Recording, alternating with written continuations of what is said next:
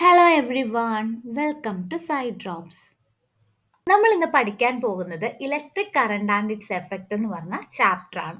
വളരെ സിമ്പിൾ ആയിട്ട് എളുപ്പത്തിൽ നമുക്ക് പഠിക്കാം കേട്ടോ.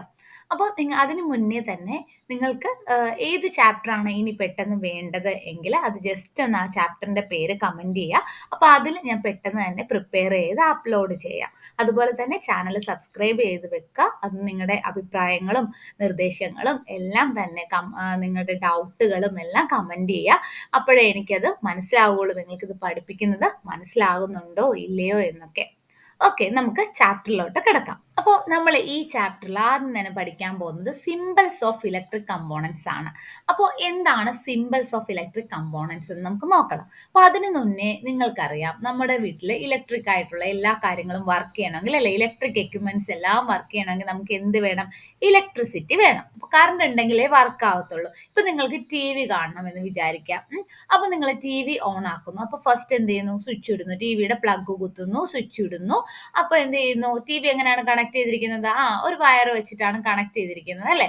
അതുപോലെ നിങ്ങൾ റിമോട്ട് എടുക്കുന്നു. അപ്പൊ റിമോട്ടിൽ എന്തുണ്ട്? ബാറ്ററി ഉണ്ട്. അപ്പൊ റിമോട്ട് ബാറ്ററി ഒക്കെ വർക്ക് ആണെങ്കിൽ നിൽക്കുന്നു. അങ്ങനെ നമ്മൾ ടി വി ഓൺ ചെയ്യുന്നു, അല്ലെ? അപ്പൊ നമ്മൾ നോക്കിക്കേ, എന്തൊക്കെ കാര്യത്തിലൂടെയാണ് നമ്മൾ കടന്നുപോയത്? സ്വിച്ച് ഇട്ടു, അല്ലെ? റിമോട്ടിൽ നിക്കി. അപ്പൊ റിമോട്ട് വർക്ക് ചെയ്യണമെങ്കിൽ അതിൽ ബാറ്ററി ഉണ്ട്. അപ്പൊ ഇങ്ങനെയുള്ള കാര്യങ്ങളെല്ലാം നമ്മൾ കണ്ടു. അപ്പൊ ഈ സ്വിച്ചും ടിവിയും കൂടെ കണക്ട് ചെയ്തിരിക്കുന്ന വയേഴ്സ് ഉണ്ട്, അല്ലെ? അപ്പൊ ഇങ്ങനെയുള്ള ആൾക്കാരെയാണ് നമ്മൾ എന്ത് പറയുന്നത്? ഇലക്ട്രിക് കമ്പോണൻസ് എന്ന് പറയുന്നത്. അപ്പൊ സ്വിച്ച് ഒരു ഇലക്ട്രിക് കമ്പോണന്റ് ആണ്, വയർ ഒരു ഇലക്ട്രിക് കമ്പോണന്റ് ആണ്, ബാറ്ററി ഒരു ഇലക്ട്രിക് കമ്പോണന്റ് ആണ്. മനസ്സിലായോ? അപ്പോൾ ഇതാണ് ഇലക്ട്രിക് കമ്പോണൻസ്. ഇനി എന്താണ് സിമ്പിൾസ്? എന്തിനാണ് നമ്മൾ സിമ്പിൾസ് യൂസ് ചെയ്യുന്നത്? സിമ്പിൾസ് എന്ന് പറയുമ്പോൾ നിങ്ങൾക്കറിയാമല്ലോ, നമുക്കറിയാം ഇത് ഈ ഒരു ഇലക്ട്രിസിറ്റി ഇതിനോട്ട് പോകുന്നത് എന്ത് ചെയ്യാണ്? ഒരു ഇലക്ട്രിക് സർക്യൂട്ട് വഴിയാണ്, അല്ലെ? അപ്പൊ നമുക്ക് ഈ ഇലക്ട്രിക് സർക്യൂട്ട് നമുക്ക് റെപ്രസെന്റ് ചെയ്യണമെങ്കിൽ ഫുൾ സ്വിച്ച് വരച്ച്, ഫാൻ വരച്ച്, അല്ലെങ്കിൽ ലൈറ്റ് വരച്ച്, അതൊക്കെ വളരെ ഒരു കഷ്ടപ്പാടാണ്, അല്ലെ? അപ്പൊ അതിനുവേണ്ടി നമ്മൾ സിമ്പിൾ ആയിട്ട് നമുക്ക് ആ ഒരു എന്താണ് ഇലക്ട്രിക് സർക്യൂട്ട് ഒക്കെ വരയ്ക്കാനും മനസ്സിലാക്കാനും. ഇപ്പൊ നമ്മൾ ഇപ്പൊ ചെറിയൊരു കാര്യമല്ല, നമ്മുടെ ഒരു വീട്ടിലെ ഫുൾ വയറിംഗ് ഒക്കെ നടത്തണമെങ്കിൽ അവരെന്താണ് ഇത് ഫുൾ വരയ്ക്കുകയാണോ ചെയ്യുന്നത്? അല്ലല്ലേ. അതിന് പകരം അതിന് ഉള്ള സിമ്പിൾസ് വെച്ചിട്ടാണ് അവർ ആ ഇലക്ട്രിക് സർക്യൂട്ട് വരയ്ക്കുന്നതും കണക്ട് ചെയ്യുന്നതും ഒക്കെ, അല്ലേ? അപ്പൊ ഇതിനു വേണ്ടിയാണ് നമ്മൾ സിമ്പിൾസ് യൂസ് ചെയ്യുന്നത്. വളരെ സിമ്പിൾ ആയിട്ട് നമുക്ക് കാര്യങ്ങൾ മനസ്സിലാക്കാനും അത് റൈറ്റ് ചെയ്യാൻ വരയ്ക്കാനും ഒക്കെ വേണ്ടി.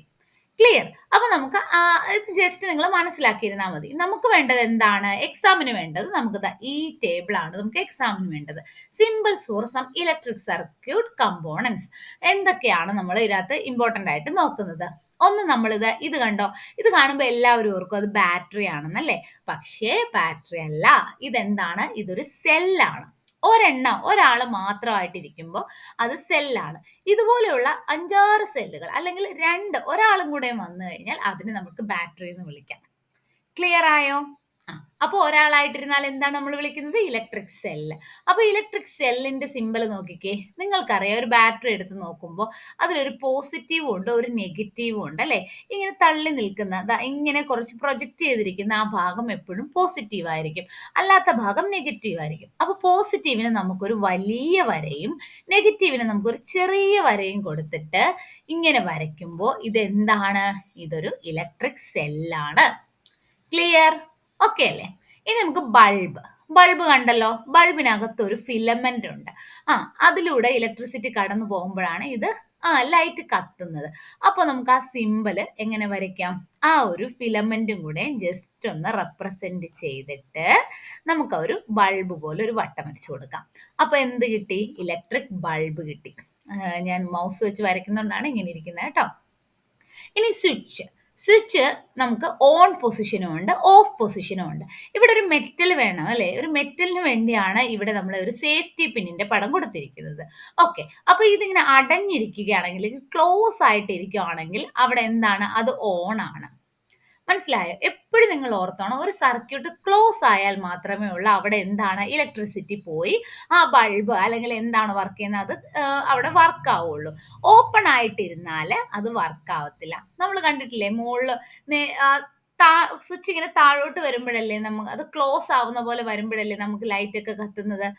അതാണ് ഈ ഓപ്പൺ ആയിട്ടിരിക്കുന്ന സേഫ്റ്റി പിന്ന് കാണിച്ചാൽ കണ്ടോ, ഇതുമായിട്ട് ടച്ച് ചെയ്തിട്ടില്ല, 2 പോയിന്റുമായിട്ട് ടച്ച് ചെയ്യാതെ ഇങ്ങനെ മാറി നിൽക്കുമ്പോൾ, അതായത് ഓപ്പൺ ആയിട്ടിരിക്കുമ്പോഴാണ് അത് ഓഫ് പൊസിഷൻ ആവുന്നത്. അപ്പൊ ഇങ്ങനെ ഒരു പൊസിഷൻ കണ്ടു കഴിഞ്ഞാൽ അത് സ്വിച്ചിന്റെ ആണ്. ഇങ്ങനെ ഒരു പടം കണ്ടാൽ അത് സ്വിച്ചിന്റെ റെപ്രസെന്റേഷൻ ആണ്. ക്ലിയർ ആയോ? ഇനി ബാറ്ററി ഞാൻ പറഞ്ഞു, ഒരാളായിട്ടിരുന്നാൽ അത് സെല്ലാണ്, ഒന്നിൽ കൂടുതൽ വരുമ്പോൾ എന്താണ്, അത് ബാറ്ററിയാണ്. അപ്പൊ എന്തെഴുതും? അപ്പൊ എങ്ങനെയാണ് ഇവര് ജോയിൻ ചെയ്യുന്നത്? Positive negative positive negative. പോസിറ്റീവും പോസിറ്റീവും തമ്മിൽ ഒരിക്കലും അട്രാക്ട് ചെയ്യില്ല, പോസിറ്റീവും നെഗറ്റീവും തമ്മിൽ അട്രാക്ട് ചെയ്യുള്ളൂ. ഓക്കെ. അപ്പൊ പോസിറ്റീവിന് വലിയ വര, നെഗറ്റീവിന് ചെറിയ വര. പിന്നെ എന്ത് ചെയ്യും? ഒന്നുകൂടെ കണക്ട് ചെയ്യും. നെഗറ്റീവിന്റെ അടുത്ത് ആര് വരും? പിന്നെയും പോസിറ്റീവ് വരും. പിന്നെ പോസിറ്റീവ് കഴിഞ്ഞാൽ നെഗറ്റീവ് വരും. അപ്പൊ ഇങ്ങനെ ഒന്നിൽ കൂടുതൽ സെല്ല് ഇങ്ങനെ വരയ്ക്കുമ്പോഴാണ് നമ്മൾ അതിനെ എന്ത് പറയുന്നത്? ബാറ്ററി എന്ന് പറയുന്നത്. ഓക്കെ. ഇനി വയറിനെ ജസ്റ്റ് ഒരു വര കൊടുത്താൽ മതി. ക്ലിയർ ആയോ? അപ്പൊ നമ്മള് ഒരു 6 ഇലക്ട്രിക് കമ്പോണൻസിന്റെ സിമ്പിൾസ് പഠിച്ചു. അപ്പൊ ഇലക്ട്രിക് കമ്പോണൻസിന് എക്സാമ്പിൾ ചോദിച്ചാൽ സെൽ എഴുതാം, ബൾബ് എഴുതാം, സ്വിച്ച് എഴുതാം, ബാറ്ററി എഴുതാം, വയർ എഴുതാം. ഇനി അതിന്റെ സിമ്പിൾസ് എളുപ്പമല്ലേ? ആ സിമ്പിൾസും കൂടെ പഠിച്ചു വെക്കുക. ക്ലിയർ? ഇനി എന്താണ് ബാറ്ററി? ബാറ്ററി ഇപ്പൊ നമ്മൾ പറഞ്ഞല്ലോ, ഒന്നിൽ കൂടുതൽ സെല്ലുകളുള്ള ആളെയാണ് നമ്മൾ എന്ത് പറയുന്നത്? ബാറ്ററി എന്ന് പറയുന്നത്. അപ്പൊ എങ്ങനെ ഡെഫിനിഷൻ എഴുതാം? A combination of 2 or more cell is called a battery. എന്താണ്? A combination of 2 or more cell is called a battery. ഇനി എങ്ങനെയാണ് ഈ സെല്ലുകൾ കണക്ട് ചെയ്ത് ബാറ്ററി ആവുന്നത്? ഒരു സെല്ലിന്റെ പോസിറ്റീവ് ടെർമിനൽ മറ്റേ സെല്ലിന്റെ നെഗറ്റീവ് ടെർമിനലുമായിട്ട് കണക്ട് ചെയ്തിട്ടാണ് നമുക്ക് എന്ത് കിട്ടുന്നത്? ബാറ്ററി കിട്ടുന്നത്. ഇനി എങ്ങനെയാണ് ഈ സെല്ലൊക്കെ കണക്ട് ചെയ്യുന്നത്? നിങ്ങൾ വീട്ടില് ടോർച്ചും അതുപോലെ തന്നെ ടിവിയുടെ റിമോട്ട്, ടോയ്സ്, ഇതൊക്കെയില്ലേ, ഇതിലൊക്കെ ബാറ്ററി ഇട്ടിട്ടുണ്ടോ? എങ്ങനെയാണ് ഇട്ടിരിക്കുന്നത്? നിങ്ങൾ കണ്ടിട്ടുണ്ടോ എങ്ങനെയാണ് അതിന്റെ സെല്ലുകൾ തമ്മിൽ കണക്ട് ചെയ്യുന്നത്? ഇങ്ങനെ കണക്ട് ചെയ്യുന്നുണ്ട് അല്ലെ? ചില ഇത് ടോർച്ചിലൊക്കെ ഇങ്ങനെ കണക്ട് ചെയ്യുന്ന കണ്ടിട്ടുണ്ട്.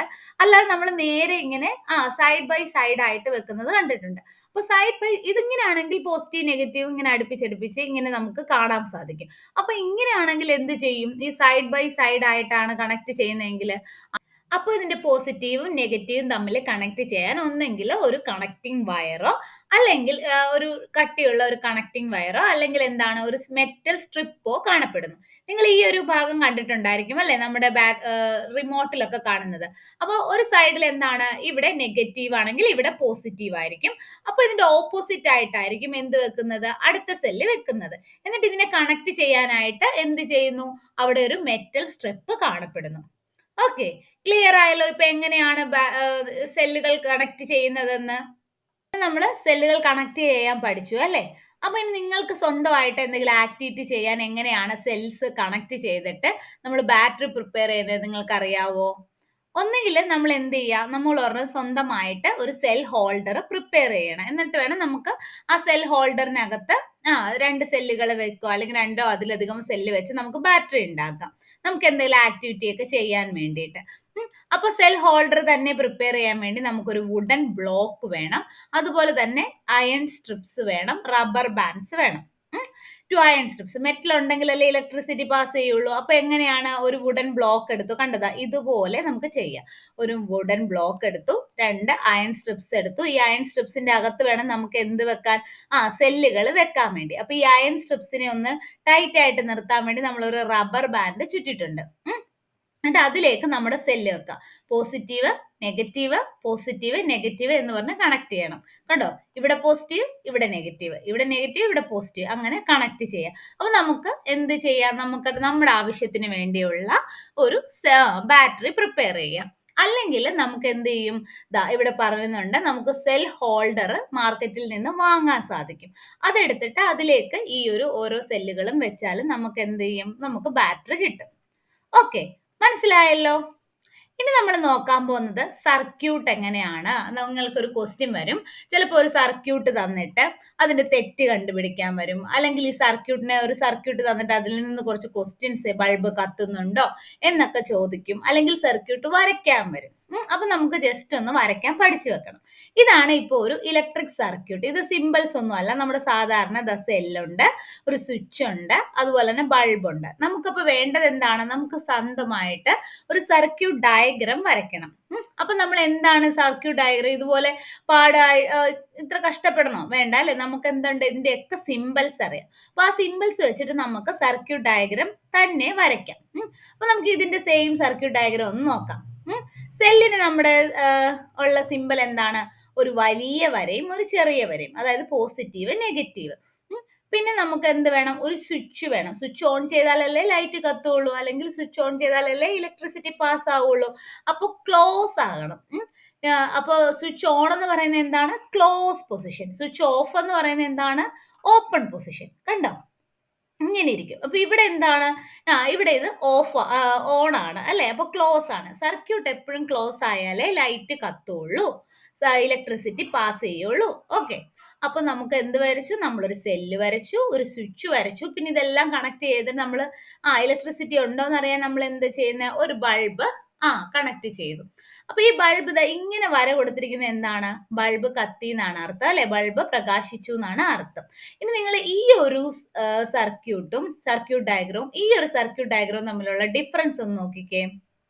എന്ത് മനസ്സിലായി? ഇവിടെ സ്വിച്ച് ഈ വര ക്ലോസ്ഡ് ആണ്, അതായത് സ്വിച്ച് ഓൺ ആണെന്ന് അർത്ഥം. ഇവിടെ സ്വിച്ച് ഓഫ് ആണ്, അതായത് ഇത് ഓപ്പൺ ആണെന്ന് അർത്ഥം. ഓപ്പൺ ആണെങ്കിൽ ഇതിലൂടെ ഇലക്ട്രിസിറ്റി പോകുവോ? ഇല്ല. അപ്പൊ ഇവിടെ എന്ത്? ബൾബ് കത്തുവോ? ഇല്ല. അപ്പൊ ഓപ്പൺ ആണെങ്കിൽ എന്താണിത്? ഓഫ് ആണ്. മനസ്സിലായോ? അപ്പൊ ബൾബ് കത്തില്ല. ഇനി ക്ലോസ്ഡ് ആണെങ്കിൽ ബൾബ് സ്വിച്ച് ഓൺ ആണ്. അപ്പൊ നമുക്ക് എന്താണ്? ബൾബ് കത്തും. ഇപ്പൊ നിങ്ങൾക്ക് സർക്യൂട്ട് വരയ്ക്കാൻ അറിയാവല്ലോ. ഇനി നമുക്ക് ഈ ഒരു കോളം നോക്കി എന്തൊക്കെ സർക്യൂട്ട് വരയ്ക്കാൻ നമ്മൾ മനസ്സിലാക്കിയിരിക്കണം. നമുക്ക് notice that the key or switch can be placed anywhere in the circuit. നമുക്ക് ഈ സ്വിച്ച് എവിടെ വേണമെങ്കിലും നമുക്ക് വരയ്ക്കാം സർക്യൂട്ടിന്റെ.